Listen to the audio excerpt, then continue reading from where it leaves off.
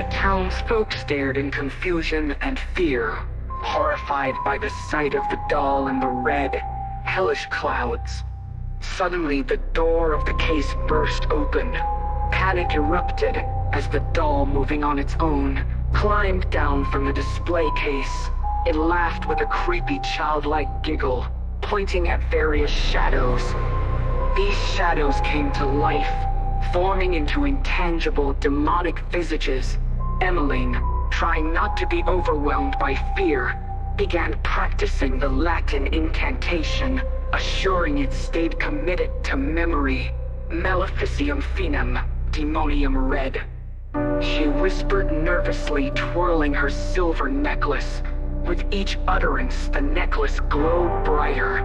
She glanced around and saw the blacksmith's shop with a sledgehammer leaning against the outside wall. She moved toward it, keeping an eye on the doll as it continued to summon demons from the shadows.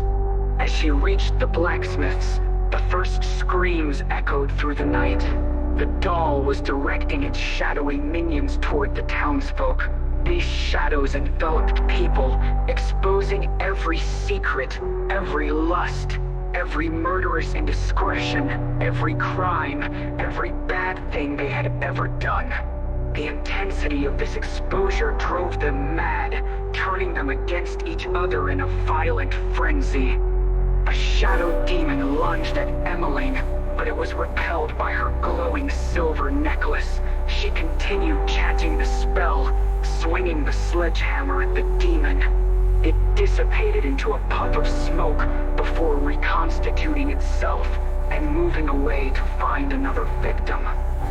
The town was in disarray, driven mad. The townsfolk were ripping each other apart. Emily knew she had to act quickly.